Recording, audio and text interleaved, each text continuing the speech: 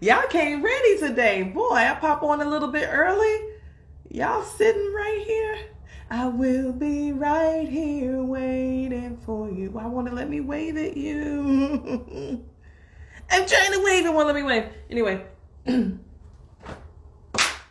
Today is February 14th. It's time for Coffee with Kenya or Tea with Tekenya. You know, Tekenya is my government name.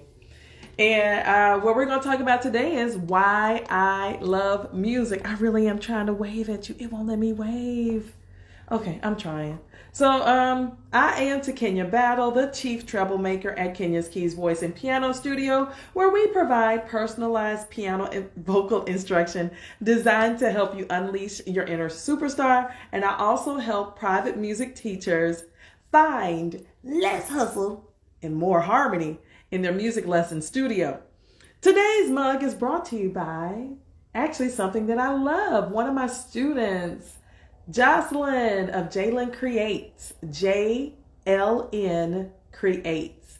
That's her handle on social media. She's about 16 now? About 16 years old? This is her business. She uses that Cricut machine to make all kinds of stuff. So today's mug is brought to you by Jalen Creates. And I'm having Ticino roasted herbal tea, prebiotic, acid-free, and caffeine-free. It's too hot to drink. I ain't gonna play with y'all like that. But I really want to talk to y'all today about why I love music. And I'm gonna start today actually with a quote that may seem familiar. It may be familiar to some of you.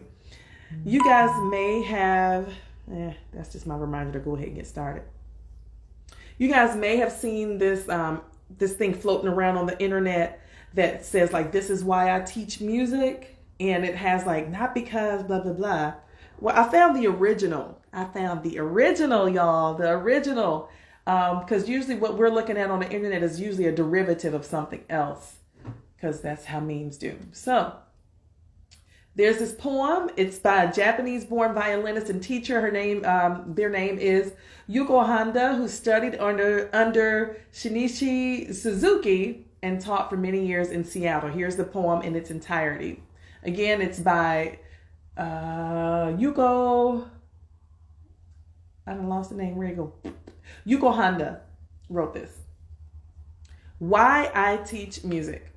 Not because I expect you to become a musician, not because you want to play the violin all your life, not so you can relax or have fun, but so you will recognize beauty, so you will be sensitive, so you will be close to an infinite beyond this world. I want you to learn to never give up when you encounter difficulty, and I want you to know music you produce is one of a kind. Because you are a very special person, my children, when you are ready, go out into the world and embrace your dreams. Again, that's Yuko Honda's poem that, like usually the part that we see is like, I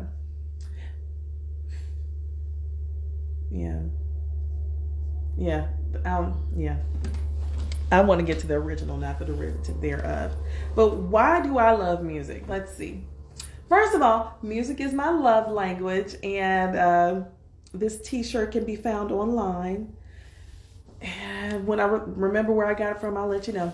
But music is my love language, but I didn't know it was my love language until I made it to college. But in the very early years for me, the early, I'm talking about elementary age years, music became something that I could do with family. It was something I could do with my cousins. It was something I could do with my, I'm going to say cousins again, because at church was nothing but my cousins, me and my cousins. Music was something that I could do. It wasn't like all by myself. I wasn't all by myself in music. It was always something we were doing two at a time or more. And we were making something. We were creating something that didn't exist until we did it. And, as I reflect back, that's the early stages of me remembering when I started falling in love with music. It was long ago, back in the 1980s when I started falling in love with music. And that was elementary school. By the time middle school came around, well, in elementary school, I was playing piano with my cousins. We all wanted to take the same class, and piano was the class that we agreed on. So that was 4th, 5th, and 6th grade. By the time we got to middle school, we were in choir. And I'm saying we again because it's me and my cousins. This is how I grew up.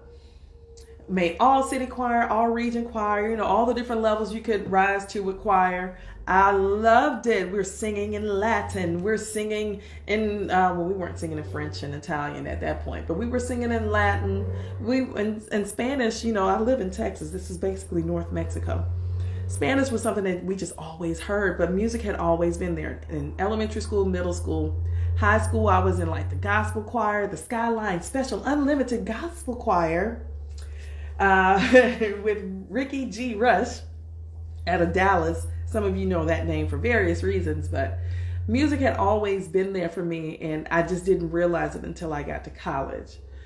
Why I love music is, I'm at a point now where I've been teaching for over 20 years, and the impact that I made with those students then, it actually comes back to me. I had somebody reach out to me, Deani, if you out there, baby, I do remember you. I do remember you. I got a lovely inbox from Deani. She said she loved coming to my music class. This is back when I taught elementary music in Dallas. I remember you and your brother Daniel. I hope your family's doing fine, babe. I love teaching music because it grounds me, it connects me. It helps me express the things that I can't always say in words or in language that is less colorful, because I be cussing. I ain't gonna front y'all, I be cussing. I get to help people discover things about themselves that they didn't even know were there. I get to help people find out things about themselves or rediscover something that they thought that they had lost, all through music. Whether it be me helping a private teacher, like, who was it? Brandy. Brandy said, thank you for helping to hold me accountable. She said, I'm proud of myself. I want to be sure that I'm in line with the music community so we all benefit and can sustain ourselves. When I can help somebody else find their way through music, it's a huge relief and release for me. I do not take it for granted that people seek me out for the services that I provide. I do not take it for granted that people are entrusting me with their children to help them uncover their talents. I do not take it for granted that adults are spending their hard-earned money with me to pay me for my services. I do not take it for granted that, this little bit of time that I'm with you guys once a week has an impact beyond this little bit of time that I have with you once a week. I love seeing people grow and flourish and thrive and come alive and, play the stuff that you want to play, sing the songs you want to sing, get that stuff that's in your heart out in song, through your fingers, through your voice. It's just something, it's like I can't describe it. It's indescribable for me. Why I love music. I get to see my students grow up. I get to see my students become adults. Audrey Caro, if you're out there, babe, that's one of my former students when I taught elementary music in Dallas. What's up, Tamir? And peace be still unto the ancestor in your family. But Audrey was a student that I had way back in the early 2000s. It is now 2022. And that child invited me to come to her wedding. And this is like, I taught you music all these years ago, and you still remember me. Little old me.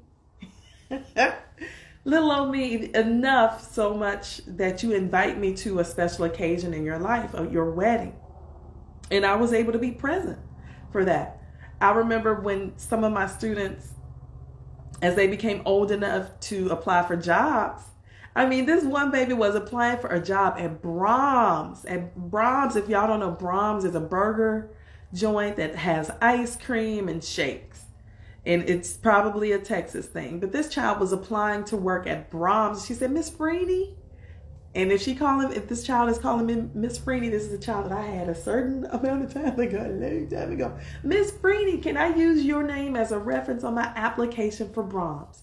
You absolutely can. So I love music because it allows me to serve in a capacity that fulfills me. I can serve in a capacity that fulfills me. Tamir, you might remember this. Like at Backbeat Cafe, another spot in Dallas. I can give of myself, y'all. It's so much in here. It's so much in here that y'all would never know. And song is the thing that lets me get it out. There's so many layers to what it is to be me. And I want you guys to know that we can love on ourselves right now. We can love ourselves right now. Things do not have to be perfect. But this love that we have, amazing voice. Thank you. Thank you. You may have inspired some things there. I don't know. I'm going to sip this tea though.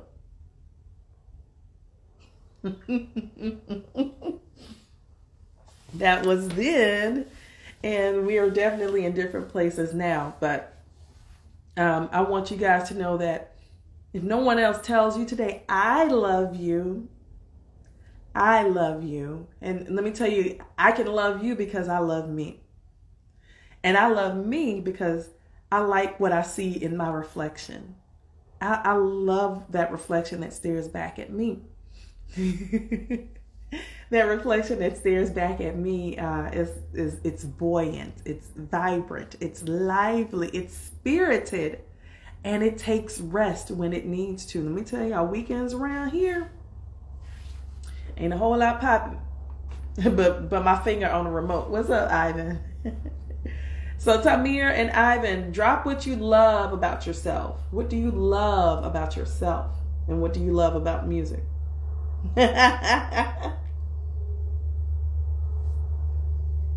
What do you love about yourself, and what do you love about music? Let me know. Because love, and this is something that I've learned from my husband. I don't say husband like, but he reminds me that love is an action. My husband reminds me that love is an action. What's up, James in the house? Mr. Kessler has arrived. But love is an action, and I don't always remember to make love an action beyond something that involves music. That's my wheelhouse. I can operate there all day long. Music is my love language. It truly is. So just let me know, what do you love about music? Why is music the love of your life? Because I really feel like music is the love of my life. Ooh, yeah, it does. Tamir, you're so right. Tamir says that he loves how music allows him to put a timestamp on certain points in his life. Here's something you and I may remember. You may remember this, Tamir. Remember when we went to go see Erykah Badu?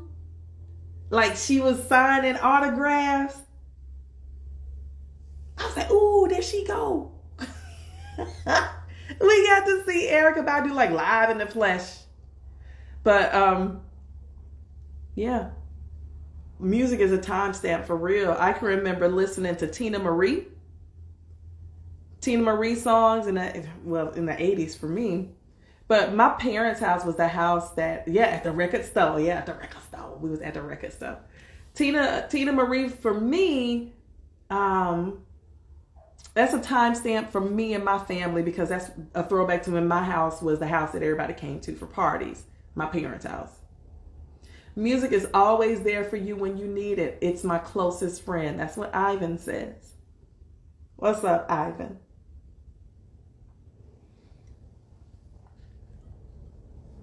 But music really lets me get stuff out. So, and I love the sad songs the most. I don't know why I love the sad, like the sad. My dog done left me. My woman done left me. everybody left me, I'm all alone, they ain't got no phone type songs. Like, I think some of my favorite songs are Bonnie Raitt, when she sings, what is it? I Can't Make You Love Me. That song right there, it's pristine, it's perfection. It's unconventional, and it's unexpected. It's unexpected because, you know, Bonnie Raitt is a guitarist primarily, not so much a singer. Not saying she can't sing, but she's known for her guitar skills. It's in her family. So you can work out your anger and frustrations. When slapping the bass, let me tell you, bass is beyond my wheelhouse. So more power to you. It is beyond me. It's above me now. I love music because that music is the thing that's always gotten me through. So sometimes, like earlier today, I had some students working on this song from the civil rights movement, Ain't Gonna Let Nobody Turn Me Around. And if I sing the song, if I'm singing it, I'm okay. I'm okay. I can keep it together if I'm singing the song. But if I'm listening to these children sing the song with the verses that they've created, it is a way for them to get out their frustrations as well. But as they're getting out their frustrations, what's coming out of me is, I don't even, what is it? I tear up. I tear up watching these kids. They're saying, I ain't gonna let nobody turn me round, turn me round, turn me round. Ain't gonna let nobody turn me round. I'm gonna keep on walking, keep on talking, marching up to freedom land. And like hearing these kids take their spin on it, they have frustrations too, and they're able to get them out through music. So music has allowed me to express myself over and over and over again. When I'm in love, when I'm out of love, when I like you, when I don't like you, when you're on my nerves, when you're not on my nerves, when I'm having a good time. You know, when I can see my 7-year-old trying to do the moonwalk, and y'all know Michael Jackson been gone. He ain't been here in a minute. Not on this side. When I see my 7-year-old attempting to moonwalk, or if I hear my 18-year-old singing, and like you know, and like you know, no, and like you know, I'm like, even though, you know, the kids may be playing, but that music is the constant. So on this Valentine's Day, may you find the love of your life. And may music be the muse, because it's mine. It really is mine. I'm going to tip tap out of here. I'll see y'all next week, 2:00. If you are a private music instructor and you're looking for less hustle and more harmony in your music lessons business, you need a coach. That's me. Get at me in my DMs. I'm here when you need me. I will see y'all next time, next week. Bye.